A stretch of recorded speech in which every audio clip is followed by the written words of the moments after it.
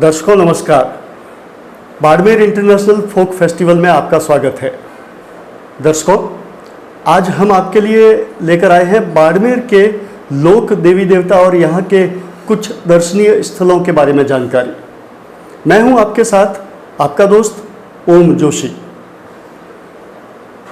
दर्शकों, लोक देवी देवताओं का नाम आता है तो बाड़मेर जिले में बाबा रामसा पीर का नाम सबसे पहले आता है। बाबा रामदेव जी बाड़मेर जिले के ऊंडू कश्मीर गांव में जन्मे थे और इनके यहाँ भव्य मेला हर वर्ष लगता है। बाबा रामसा पीर तंवर जो राजवंश था तत्कालीन, उनके यहाँ अजमल जी के घर में जन्मे थे और माता जी का नाम मैनादे था। बचपन से ही होनहार थे रामदेव जी और रामदेव जी को वैसे कृष्ण के अवतार के रूप में भी पूजा जाता है।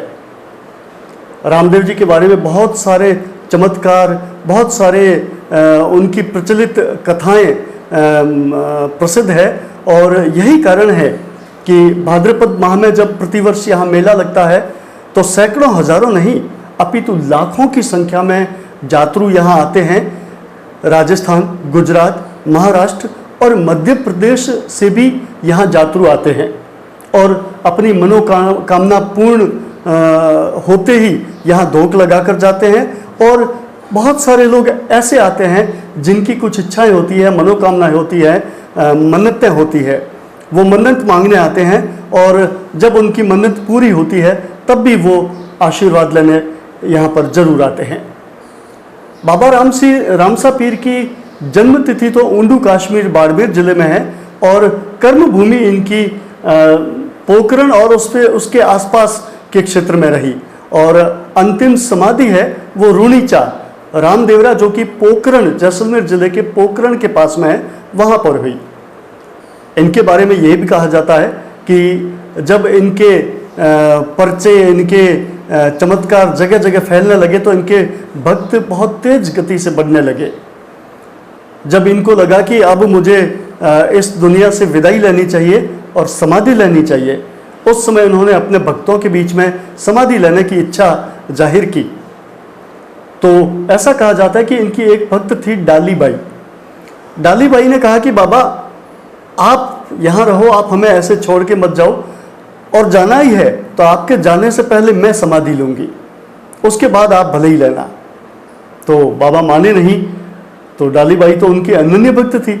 डाली बाई ने एक शर्त रखी कि बाबा एक मेरा निवेदन है कि जहां आप समाधि ले रहे हो उस जमीन को भी खोदेंगे अपन, और अगर खुदाई में महिलाओं के श्रृंगार की सामग्री जैसे कोई चूड़ियां हैं, नथ है, गजरा है, चुनड़ी है, इस टाइप की चीजें मिली तब तो मैं पहले समाधि लूंगी, और पुरुषों से संबंधी वस्तुएं या चीजें मिली तो आप समाधि लेना।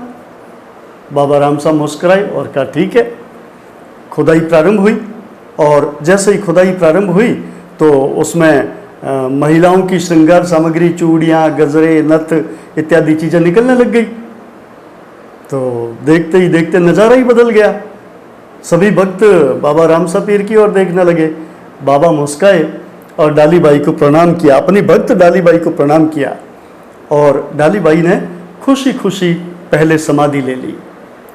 उसके बाद दूसरे दिन बाबा रामसा पीर ने समाधि ली। कहते हैं बाबा रामसा पीर समाधि लेने के बाद भी कई जिलों के लोगों को, कई राज्य के लोगों को अपने वहाँ मिले, दर्शन दिए। लोग हतप्रत थे कि ऐसा भी चमत्कार हो सकता है। और तो और रामदेवरा में स्थित एक बावड़ी है जिसके पानी में नहाने से कई कुष्ठ रोगी ठीक होते हैं। बाबा रामसा पीर का ये चमत्कार ही है कि इतने सारे लोग अगाध श्रद्धा लेकर यहाँ आते हैं और हर तीर्थयात्री की श्रद्धा जो है वो उनकी मनोकामना पूर्ण होने में परिलक्षित होती है। बाबा रामसा पीर का नाम आज जगह जगह, देश विदेश सब जगह लिया जाता है और भाद्रपद में बहुत विशाल मेला लगता है। इस बार सरकार ने और मंदिर ट्रस्ट ने कोरोना के मद्देनजर रखते हुए 7 सितंबर से 17 सितंबर तक यात्रियों को नहीं आने की सलाह दी है। भीड़ इकट्ठा नहीं करने की सलाह दी है, ये एक अलग विषय है। लेकिन बाबा रामसा पीर का चमत्कार, बाबा रामसा पीर की महिमा जग जग गाई जाती है। इनके नाम से जागरण होते हैं। रिखिए मेघवाल लोग इनके रात्रि जागरण के लिए बहुत प्रसिद्ध है और अगाध श्रद्धा है। हो भी क्यों नहीं, बाबा रामसा पीर ने सामाजिक सरोकार के तहत, सामाजिक समरसता के तहत सभी लोगों को अपने गले लगाया और राजवंश के वंशज होते हुए भी एक आम आदमी की तरह आम लोगों से मिले और भाईचारे का संदेश दिया।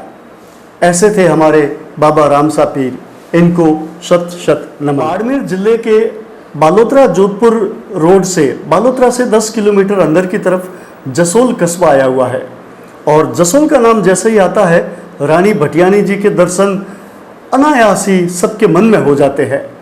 रानी भटियानी जी, जी हाँ दर्शकों, रानी भटियानी जी के नाम से कौन वाकिफ नहीं है बाड़मेर जिले में। बाड़मेर के 21वें राजा महारावल मालदेव जी के वंश में श्री पृथ्वीराज जी प्रथम के पुत्र जोगीदास जी ने विक्रम संवत 1808 में जोगीदास गांव बसाया था तथा वे वहां के जागीरदार हुए। जोगीदास जी ने 2 विवाह किए। प्रथम विवाह बाड़मेर राठौड़ रतन सिंह जी की सुपुत्री व दलपत सिंह जी की सुपुत्री राजकंवर जी के साथ तथा दूसरा विवाह कर्मसोत राठौड़ गोपाल सिंह जी की सुपुत्री और अर्जुन सिंह जी की सुपुत्री बदन कंवर खींवसर के साथ हुआ। विवाह के उपरांत कई वर्षों तक संतान नहीं होने पर जोगीदास जी अपनी कुल देवी स्वांगिया माँ आईनाथ जी की विशेष पूजा अर्चना करने गए। उसके कुछ ही समय बाद ठकुरानी बदन कंवर ने स्वरूप कंवर बाईसा को जन्म दिया। युवावस्था होने पर जसोल रावल कल्याण सिंह जी राठौड़ के साथ उनका विवाह संपन्न हुआ। विवाह उपरांत उन्हें पुत्र रत्न की प्राप्त हुई जिनका नाम था श्री लाल बन्नासा। लाल बन्नासा के बाल अवस्था में ही स्वर्ग सिधार हो जाने पर उनकी माता स्वरूप कंवर ने अन्न जल त्याग दिया और वे भी अपने वियोग में स्वर्ग सिधार गई। आज उन्हें रानी भटियानी जी, भटियल माँ, माजीसा, मोतियां वाली माँ और भुआसा नाम से जाना जाता है। माजीसा के बारे में एक युक्ति बहुत प्रसिद्ध है कि जब माजीसा स्वर्गवास हो गई, उसके जब उनके घर पर शोक बैठक चल रही थी तो एक मांगणियार आया। मांगणियार को पता नहीं था कि माजीसा का स्वर्गवास हो चुका है। मांगणियार ने नीचे ठाकुर लोग बैठे थे, उनको कहा कि माजीसा कहाँ है, मुझे बख्शीश लेनी है। तो ठाकुरों ने कहा तेरी माजीसा ऊपर महल में विराजी है, जा ऊपर जाके ले ले। मांगणियार ऊपर गया और ऊपर महल में माजीसा विराज रही थी। उस मांगणियार को उनके दर्शन हुए। माजीसा ने उसको उचित बख्शिश प्रदान की। जब मंगनियार बख्शिश लेके नीचे उतर रहा था तो माजीसा ने कहा, सुन, नीचे जाएगा तो लोग तुझसे पूछेंगे कि बख्शिश ले ली, तू अगर हाँ कहेगा तो लोग विश्वास नहीं करेंगे। तो तू ऐसा करना, जब वो विश्वास नहीं करे कि तूने बख्शिश ली और मुझसे तू मिला है, तो उनको कहना कि अमुक तारीख को वहाँ शमशान घाट में आ जाए, तो उन सबके सामने मैं तुझे दर्शन दूंगी। मांगणियार हतप्रत रह गया, नीचे गया, वही बात हुई। ठाकुरों ने कहा कि भाई वो बख्शिश ले ली, तो क्या हाँ ले ली। फिर उसको ये कहा कि नहीं, ऐसा नहीं हो सकता। तब मांगणियार ने माजीसा के कहीने स्वर कहा कि भाई इस तिथि को आप शमशान घाट में आ जाना, माजीसा अपन सबको वहीं मिल जाएंगे। और ऐसा ही हुआ। सब गणमान्य लोग वहाँ पर गए, निर्धारित तिथि को वहाँ गए तो माजीसा के दर्शन हुए। मांगणियार और उन सब लोगों को, लोग हतप्रत रह गए। सबने उनको दंडवत किया, नारियल चढ़ाया और उसी तिथि को हर माह की जो शुक्ल पक्ष की त्रयोदशी और चतुर्दशी होती है, उस दिन सब लोग वहाँ जाने लगे, दर्शन करने लगे। धीरे धीरे उनके पर्चे, उनकी प्रसिद्धि जगह जगह फैलने लगी और लोग जातरू वहाँ आने लगे। धीरे धीरे वहाँ एक चबूतरा बना दिया। फिर कुछ वर्षों बाद वहाँ एक टीन शेड लगा के छोटा सा मंदिर खड़ा किया। उसके बाद जैसे जैसे जातरू आते गए, बढ़ते गए, वैसे वहाँ बड़ा मंदिर बनने लगा और आज एक विशाल काय मंदिर बना हुआ है जसोल में, रानी भटियानी जी के नाम से। और रानी भटियानी जी के यहाँ जो भी व्यक्ति अपनी मन्नत लेकर जाता है, कहते हैं हर लोगों की हर मन्नत पूरी होती है। माजीसा का बहुत चमत्कार है। उनका जो पीहर पक्ष था जैसलमेर जिले के जोगीदास गांव में, वहाँ पर भी एक बहुत विशाल मंदिर बना हुआ है। और बाड़मेर जिले के जसोल में तो है ही है। केवल बाड़मेर जैसलमेर नहीं, अपितु राजस्थान, महाराष्ट्र, गुजरात और अन्य कई राज्यों में माजीसा विख्यात है। माजीसा के बहुत सारे भक्त वहाँ बैठे हैं और प्रतिवर्ष जब भाद्रपद मास में, आसोज मास में, माघ मास में, चैत्र मास में शुक्ल पक्ष की त्रयोदशी से पूर्णिमा तक मेला लगता है, तो एक विशाल जन समूह वहाँ पर दर्शन करने आते हैं, धूप लगाते हैं, प्रसाद चढ़ाते हैं और अपनी मनोकामना पूर्ण करवाते हैं। दर्शकों, बाड़मेर के लोक देवताओं की श्रेणी में जब ईसरदास जी बारठ का नाम आता है तो अनायासी उनकी काव्य रचनाओं और उनके चमत्कारों को अपना शीश नमन से झुक जाता है। ईसरदास जी बाड़मेर जिले के भादरेस गांव में 1515 संवत में श्रवण शुक्ल दूज को जन्मे थे। इनकी माता का नाम अमरबाई गार्डन था और पिता का नाम सूराजी उदावत था। कहते हैं एक ज्वालागिरी नामक महंत ने हिमालय के बर्फ में अपना शरीर पिघलाकर सूराजी बारठ के घर ईसरदास के रूप में अवतार लिया था। जब ये युवावस्था के हुए तब इनका विवाह हुआ और विवाह होने के लगभग 7-8 साल बाद ही इनकी पत्नी है वो स्वर्ग सिधार गई। इनके 2 पुत्र हुए थे, तो जब पत्नी स्वर्ग सिधार गई तो ये वियोग में पड़ गए और अस्त व्यस्त रहने लगे। ऐसी स्थिति देखकर इनके चाचा ने इनको कहा कि चलो अपन गिरनार की तीर्थ यात्रा पर चलते हैं, और इनको गुजरात के गिरनार ले गए और वहाँ कई संत महात्माओं से अगर उनकी मुलाकात करवाई और उन संत महात्माओं के सानिध्य में रहकर कहते हैं कि एक जगह खीर का प्रसाद इनके गुरु बालकनाथ जी ने इनको खिलाया। इससे इनको दिव्य ज्ञान प्राप्त हुआ और उसके बाद लगातार ये अंतर ध्यान रहने लगे और अध्यात्म की तरफ इनका रुख होने लगा। संवत 1567 में राव खंगार व जाम रावल के बीच में कच्छ के आधिपत्य को लेकर संघर्ष बढ़ने पर ईसरदास जी से परामर्श लिया गया। ईसरदास जी के परामर्श को स्वीकार कर जाम रावल ने कच्छ को त्याग कर सैनिकों सहित हालार को प्रस्थान किया। ईसरदास जी के परामर्श से ही रावल जाम ने एक साधु से 1000 घोड़े व आशीर्वाद प्राप्त किया। इन्हीं घोड़ों के बल पर ईसरदास जी के निर्देशानुसार हालार प्रदेश पर चढ़ाई करने पर हालार के छोटे छोटे रजवाड़ों में बिना युद्ध के ही उन्होंने रावल की अधीनता स्वीकार कर ली। इससे रावल जाम ईसरदास जी के प्रति प्रभावित हुए, नतमस्तक हुए और जाम रावल ने 1575 में के आसपास जाम खाम्बलिया को राजधानी बनाकर एक विशाल राज्य की स्थापना की। इन सब में ईसरदास जी की विशेष भूमिका रही। इसलिए जाम साहब ने ईसरदास जी के लिए अपने महल के पास में ही इनकी एक हवेली बनवाई। उस हवेली के खंडहर आज भी मौजूद है। ईसरदास जी का दूसरा विवाह भी जाम खाम्बलिया में रहते हुए हुआ। कहते हैं दूसरी पत्नी राजल भी पहली पत्नी देवल जी का ही पूर्व जन्म का अवतार था। हरिरस आदि काव्य ग्रंथों की रचना एवं ईसरदास जी के अन्य महत्वपूर्ण सेवाओं के उपलक्ष्य में रावल जाम ने उन्हें संवत 1596 में करोड़ पसाव के साथ संचाना गांव बख्शीश दिया। इसके बाद और भी कई गांव उनको प्रदान किए गए। ईसरदास जी ने कई परोपकारी कार्य भी किए, जैसे गुजरात की आयर जाति का जजिया कर चुकाकर उन्हें कर मुक्त करवाया। आयरों के लिए अपने पुत्र तक को गिरवी रख दिया। विजाजी सरवैया को उसका राज्य वापस दिलवाया। सेठ धन्नालाल की संपत्ति हलवदन नरेश राय सिंह से वापस दिलवाई। इसके अलावा ईश्वरदास जी द्वारा स्वयं रचित ग्रंथ हरिदास को द्वारकाधीश की मूर्ति के सम्मुख भेंट करने पर स्वयं भगवान श्री कृष्ण ने प्रकट होकर हरिरस ग्रंथ को ग्रहण किया और ईश्वरदास जी को आशीर्वाद दिया। चंद्रमा को अलोप कर ईश्वरा परमेश्वरा की पदवी प्राप्त की। मांडन भक्त को भगवान कृष्ण के दर्शन करवाए। मांडन भक्त के अलावा सर्पदंश से मरणोपरांत कर्ण सरवैया को पुनः जीवित किया।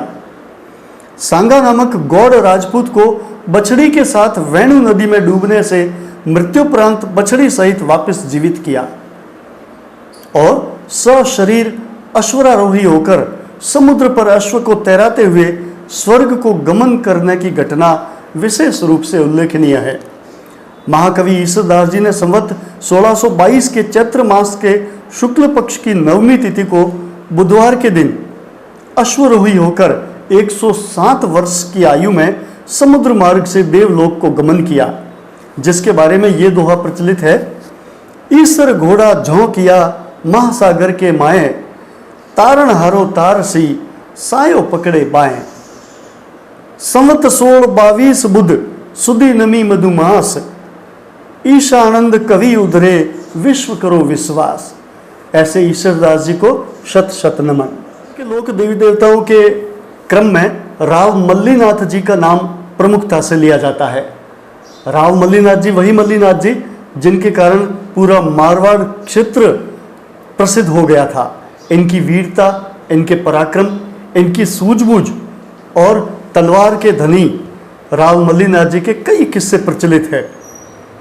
बाड़मेर जैसलमेर जिले की आम जनता मल्लीनाथ जी को इसलिए भी जानती है कि मल्लीनाथ जी के नाम पर उनकी जहाँ पर समाधि स्थल है, उनका जहाँ मंदिर है, तिलवाड़ा बाड़मेर जोधपुर सड़क मार्ग पर स्थित बालोतरा के पास में तिलवाड़ा गांव, तिलवाड़ा में राव मल्लीनाथ जी का बहुत प्रसिद्ध मंदिर, और उस मंदिर में लूणी नदी के किनारे पर चैत्र मास में चैत्री मेला लगता है, जो मारवाड़ क्षेत्र का सबसे बड़ा पशु मेला है। 15 दिन तक चलने वाले इस विशाल मेले में बहुत सारे तीर्थयात्री आते हैं, बहुत सारे पशुपालक आते हैं और लाखों पशु बिकते हैं। कहते हैं उस स्थल पर वैसे तो लूणी नदी का वो स्थान है, लेकिन लूणी नदी बहुत कम आजकल आती है, 10-15 वर्ष में एक आध बार आती है। तो ऐसी स्थिति में वहाँ पानी को तरस जाते हैं लोग, पानी नहीं होता है। लेकिन राव मल्लीनाथ जी की कृपा से जब मेला चल रहा होता है तो मात्र 2 फीट का खड्डा खोदने पर भी जमीन में से पानी आ जाता है और वहाँ लाखों लोग अपनी प्यास उसी पानी से बुझाते हैं। ऐसे चमत्कारी हुए हैं राव मल्लीनाथ जी। कहा जाता है कि एक सिद्ध साधु के आशीर्वाद से ही उन्होंने रावण की पदवी ग्रहण की थी। इसी कारण उनके वंशज रावल कहलाते हैं। इनके शुद्ध पुरुष होने का प्रमाण ये है कि बाड़मेर जिले के तिलवाड़ा गांव में लूणी नदी के किनारे बना हुआ इनका मंदिर, जहां प्रतिवर्ष चैत्र माह में जो मेला लगता ही है, वहां पर बहुत सारे लोग मन्नतें लेकर भी आते हैं। जोधपुर राज्य ख्यात के अनुसार रावण सखा के ज्येष्ठ पुत्र के रूप में मल्लीनाथ जी का जन्म विक्रम संवत 1395 ईस्वी सन 1338 में बाड़मेर जिले के सिवाना के गोपड़ी गांव में हुआ था। पिता के स्वर्गवास के बाद 12 वर्ष की उम्र में वे अपने काका राव कान्हड़ देव के पास चले गए। राव कान्हड़ देव ने उनके कार्य करने की कुशलता से प्रसन्न होकर थोड़े ही समय में राज्य का समस्त प्रबंध इनको सौंप दिया। मल्लीनाथ जी ने अपनी कुशलता से कई बार अपने दुश्मनों को धूल चटाई और अपने राज्य की रक्षा की। संवत 1435 में मालवा के सूबेदार ने अपनी हार का बदला लेने के लिए खुद इन पर चढ़ाई की, किंतु मल्लीनाथ जी की शूरवीरता और युद्ध कौशल के सामने वो टिक नहीं पाया। अपने आखिरी दिनों में साधु वृत्ति धारण करने के कारण रावल मल्लीनाथ को सिद्ध जोगी के रूप में आज भी मारवाड़ में याद किया जाता है। उनकी रानी रूपादे के चमत्कारों, संत उगम सिंह भाटी के उस पंथ में दीक्षित हुए जिसमें गुरु तथा ईश्वर भक्ति के माध्यम से मानव जीवन को सार्थक बनाना प्रमुख ध्येय माना गया है। मृत्युपरांत मल्लीनाथ जी की समाधि जोधपुर बाड़मेर मार्ग पर लूणी नदी के किनारे स्थित तिलवाड़ा गांव में बनाई गई है। और यहाँ पर जो मेला लगता है वो जग जाहिर है। ऐसे महान और योद्धा पराक्रमी सूरवीर राव मल्लीनाथ को शत शत नमन। लोक देवी देवताओं के क्रम में अब हम आपको खेमा बाबा के बारे में जानकारी देते हैं। दर्शकों, खेमा बाबा का नाम आते ही अनायास ही बाड़मेर जिले के बायतू तहसील के उन धोरों पर बसे सफ़ेद संगमरमर के पत्थरों के मंदिर की तरफ ध्यान खिंच जाता है, जहां पर मंदिर के ऊपर धौली ध्वजा फहराती है और खेमा बाबा के यहाँ गांव-गांव से ढाणी से यात्री आते हैं और धोख लगाते हैं। खेमा बाबा को सर्पों का देवता के रूप में भी जाना जाता है। किसी भी ढाणी गांव आदि में किसी को भी सर्प दंश हो जाता है तो खेमा बाबा उस समय वहां जाकर उसके घर जाकर उसका जहर उतार देते थे। और कई बार तो ऐसा भी हुआ कि लोगों ने मान लिया कि सर्प दंश के कारण इसकी मृत्यु हो गई है। खेमा बाबा को बुलवाया गया और उन्होंने उसका विष उतारकर उनको फिर से जिंदा किया। ऐसे खेमा बाबा, महान सिद्ध खेमा बाबा का जन्म विक्रम संवत 1932 में फागुनवदी षष्ठी सोमवार को धारणा धोरा बायतू बाड़मेर जिले में हुआ। उनकी माता का नाम रूपाबाई और पिताजी का नाम कानाराम जी जाखड़ था। इनका विवाह संवत 1958 में पीथाराम जी माचरा की सुपुत्री वीरों देवी के साथ हुआ। इन्होंने संवत 1962 में अपने गुरु रामनाथ जी से दीक्षा प्राप्त की। इनके कुछ चमत्कार इस प्रकार है। लालाराम जी जाने बायतू की मृत बछड़ी को पुनः जीवित किया। विरदाराम नाम के एक व्यक्ति को दमे की पुरानी बीमारी जो कि दवाइयों से ठीक नहीं हो रही थी, उन्हें अपने चमत्कार से ठीक किया। कौशलाराम का सर्पदंश ठीक किया। गंगाराम रबारी को वचन देकर गंगा तालाब खुदवाया। बाड़का गांव में कुष्ठ रोगी को ठीक किया। श्रीनद्री में एक चारण को कुष्ठ रोग से मुक्ति दिलवाई। मालवा के सेठ श्रीचंद धोलीडांग को पुनः जीवित किया, उसके पुत्र को, और चुत्राराम अनोपाणी को चमत्कार बताकर सिद्ध किया। हेमाराम दर्जी को बायतू भीमजी में घोड़े पर सवार होकर दर्शन दिए। खेमाराम अनदानी को भी दर्शन दिए। सामाजिक समरसता के प्रतीक खेमा बाबा का पूरा नाम खेमाराम जाखड़ था। क्षेत्र में इनके नाम को ईष्ट मानकर कई लोग भोपे का काम भी करते हैं। मेलों में ये भोपे अपने आप को सिद्ध करते हैं और चमत्कार दिखाते हैं। गोयना भाखर में इन्होंने तपस्या की थी और वहीं से अपनी आध्यात्मिक और परोपकार का जीवन है वो शुरू किया। और उसके बाद जब इन्होंने देह त्याग दिया तो इनके नाम से कई भोपे इनके नाम का तांतण बांधकर, इनके नाम की राखी बांधकर लोगों का इलाज आज भी करते हैं और आज भी इनके चमत्कार और पर्चे विख्यात है। भाद्रपद माह की आगामी नवमी को लगने वाले मेले में लाखों की संख्या में लोग आते हैं और सभी जातियों से लोग आते हैं और अपनी मनोकामना पूर्ण करते हैं। ऐसे खेमा बाबा को शत शत नमन। बाड़मेर के लोक देवी देवताओं के क्रम में अब हम आपको बता रहे हैं बाड़मेर बिशला मार्ग से 5 किलोमीटर आगे सुमारगढ़ की कुटिया के बारे में। सोनड़ी और बिशला आगोर के मध्य सुमारगढ़ की कुटिया स्थित है। कहते हैं आज से 100 वर्ष पूर्व बाबा सुमारगढ़ जी वहां पर हुए थे और वे बड़े भक्त थे। उनका एक अखंड धुना आज भी प्रज्वलित है। बाबा सुमारगढ़ कहने को पर्यावरण प्रेमी थे, लेकिन लोगों की सेवा करना भी उनका एक प्रमुख ध्येय था। उस क्षेत्र में किसी का भी शिकार होने वो नहीं देते थे। लोगों को उन्होंने शिकार नहीं करने की प्रेरणा दी। एक बार की बात है, कुछ लोग एक हिरण के पीछे शिकार के लिए दौड़ रहे थे। जैसे ही शिकारी हिरण तक पहुंचे तो हिरण ने अपना रूप बदलकर बाबा सुमारगढ़ के रूप में उन्हें दर्शन दिए। लोग नतमस्तक हुए, माफ़ी मांगी और कभी भी शिकार नहीं करने की शपथ ली। इसके अलावा बाबा सुमारगढ़ उस आसपास के क्षेत्र में सर्पदंश से हुए लोगों का विष उतारते थे।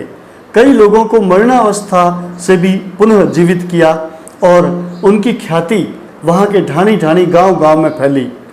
आज भी वहाँ पर साल में 3 बार मेले लगते हैं और उन मेलों पर हजारों की संख्या में लोग आते हैं, अपनी मनोकामनाएं पूर्ण होने पर नतमस्तक होते हैं, प्रसाद चढ़ाते हैं और वहाँ रात्रि जागरण देते हैं। सुमारगढ़ जी के बारे में कहा जाता है कि कई तरह के चर्म रोगों से भी लोगों को ठीक करते थे। कई निसंतान दंपतियों को भी उनके आशीर्वाद से संतान प्राप्त हुई। उनके बहुत सारे ऐसे चमत्कार हैं, इसीलिए उनके दर्शन करने उनकी कुटिया पर हजारों की संख्या में लोग आते हैं। ऐसे महान सुमारगढ़ जी को शत शत नमन। नमस्कार। अब हम आपको बाड़मेर जिले के कुछ दर्शनीय स्थानों के बारे में बताते हैं। बाड़मेर जिले के दर्शनीय और पर्यटक स्थलों के बारे में बात करें तो किराडू का नाम तो सबसे पहले आता है। किराडू, जिसका दूसरा नाम किराट कूप भी है, इसके बारे में हम कुछ ऐतिहासिक तथ्यों की बात करते हैं। बाड़मेर के उत्तर पश्चिम में लगभग 33 किलोमीटर दूर बाड़मेर मुनाबाव रेल लाइन के खड़ीन स्टेशन के उत्तर दिशा में हाथमा गांव के समीप यह एक ऐतिहासिक स्थान है। यहाँ 5 मंदिर विद्यमान है। शिल्प कलाकृतियों का यह एक प्रमुख केंद्र है। मंदिर के खंभों पर यहाँ 1161 ईस्वी काल के शिलालेख आज भी मौजूद है। प्रत्येक मंदिर पर शिल्प कला का बेजोड़ नमूना मिलता है। रामायण एवं महाभारत के अतिरिक्त अन्य पौराणिक कथाओं एवं जनजीवन की झांकियों का विवरण भी इन पाषाणों में अंकित है और बड़ी बारीकी से अंकित है। 5 मंदिरों में सोमेश्वर, शिव, ब्रह्मा एवं विष्णु मंदिर है। किराडू का प्राचीन नाम किराट कूप होना बताया गया है। बिखरे पाषाणों से ऐसा मालूम होता है कि यहाँ पर पूर्ण व्यवस्थित समृद्ध नगर बसा हुआ था। मंदिर के सामने वाली पहाड़ी पर महिषासुर मर्दिनी की एक त्रिपाद मूर्ति है। मूर्ति की दृष्टि से 3 टांगों वाली यह मूर्ति बहुत ही महत्वपूर्ण है। जूना के बारे में हम बात करते हैं। यह स्थान भी बाड़मेर मुनाबाव रेल मार्ग पर जसाई स्टेशन के करीब 5 किलोमीटर दूर है। बाड़मेर से यह स्थान लगभग 42 किलोमीटर दूर है। यहाँ पर 12वीं शताब्दी एवं 13वीं शताब्दी के शिलालेख को यहाँ पर 12वीं और 13वीं शताब्दी के शिलालेख मिलते हैं। पहाड़ी पर एक बहुत ही प्राचीन किला विद्यमान है जिसकी परिधि करीब 15 किलोमीटर है। पहाड़ों की अटल चट्टानों के बीच टापू के रूप में यह स्थान स्थित है, जिसके बीचों बीच पीने के पानी का कुआं भी है। इसे जूना बाड़मेर के नाम से भी पहचाना जाता है। यहाँ से ही बिखरे लोगों ने बाड़मेर नगर का निर्माण किया, ऐसा लोग बताते हैं। खेड़, जोधपुर बाड़मेर रेल मार्ग खेड़ स्टेशन पर वैष्णव तीर्थ स्थान विद्यमान है। अतीत काल में खेड़ राठौड़ राजपूतों की राजधानी रहा है। राव मल्लीनाथ जी ने इस स्थान से ही अपने राज्य का विस्तार किया था। यह स्थान लूणी नदी के किनारे स्थित है। वर्तमान में 4 मंदिर यहाँ पर है, जिसमें से एक मंदिर श्री रणछोड़ राय जी का है। इसे आधुनिक रूप भी दिया गया है। अन्य मंदिर जीर्ण शीर्ण अवस्था में है। इस स्थान के लिए बालोतरा से बसें और रेल जाती है और यात्रियों के लिए ठहरने के लिए भी यहाँ पर पर्याप्त व्यवस्था है। यहाँ के भूरिया बाबा और खेड़िया बाबा बहुत पूजनीय है। माघ मास में यहाँ रबारी जाति के लोग विशेष रूप से पूजन को आते हैं और प्रत्येक वर्ष कार्तिक पूर्णिमा को यहाँ विशाल मेला भरता है। साथ ही राधा अष्टमी को भी यहाँ पर मेला लगता है। ये थे रणछोड़ राय के खेड़ मंदिर। और अब हम आपको नाकोड़ा जी के बारे में बात बताते हैं। दर्शकों, नाकोड़ा जी बाड़मेर जोधपुर रेल मार्ग के बालोतरा से 10 किलोमीटर दूर स्थित है, जो सड़क मार्ग से जुड़ा हुआ है। जैन संप्रदाय का प्रसिद्ध मंदिर नाकोड़ा जी है, जिसे मेवा नगर के नाम से भी जाना जाता है। यहाँ प्रतिवर्ष पौष दशमी को श्री पार्श्वनाथ के जन्मोत्सव पर विशाल मेला भरता है। स्थापत्य कला की दृष्टि से यहाँ आदिनाथ मंदिर और शांतिनाथ मंदिर बेजोड़ और दर्शनीय है। भैरू जी के दर्शन करने भी लोग यहाँ पर आते हैं। मुख्य मंदिर के पहले ठीक स्थित भैरूनाथ जी का मंदिर बहुत विख्यात है। बहुत सारे लोग भैरू जी को धोख लगाने प्रतिवर्ष यहाँ परिवार सहित आते हैं।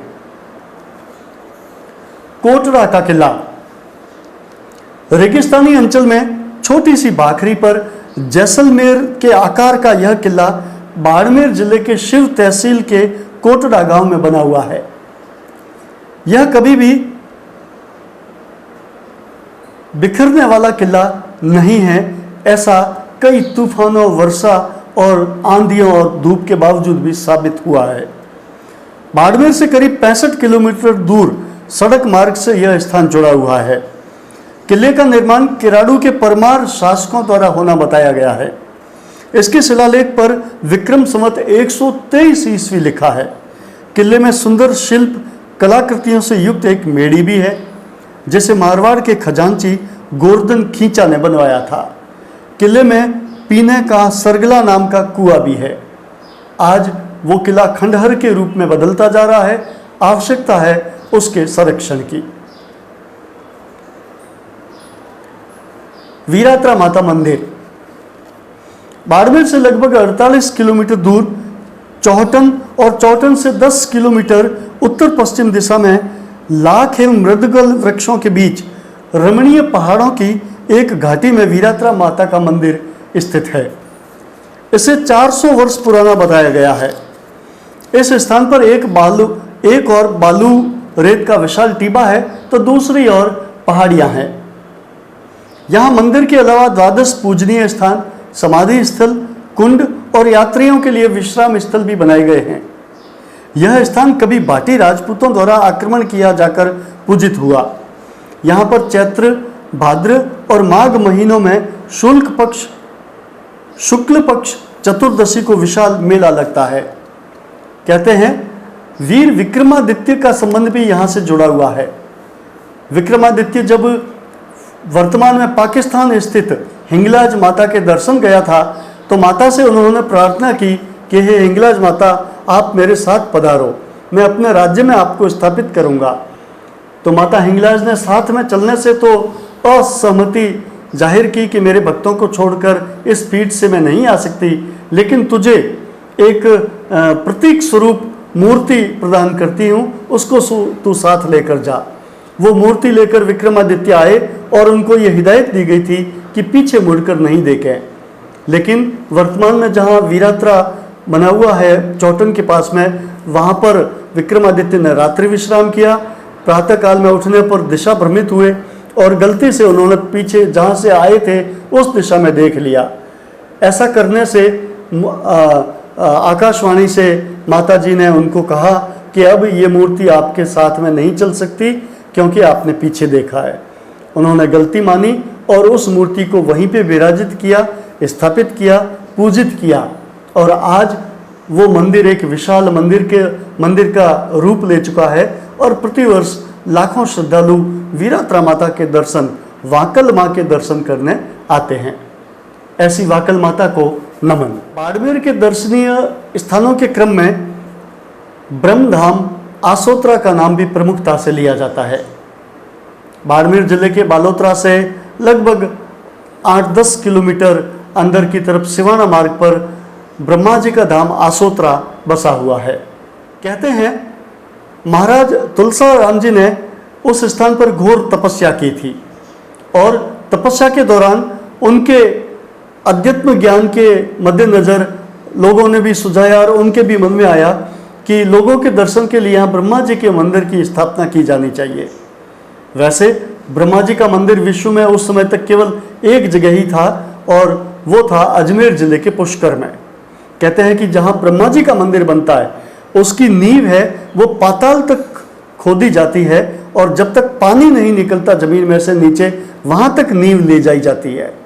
और ऐसी भी धारणा है कि जो ब्रह्मा जी का मंदिर बनवाता है वो फिर मंदिर स्थापना के बाद उनको अपनी देह त्यागनी पड़ती है।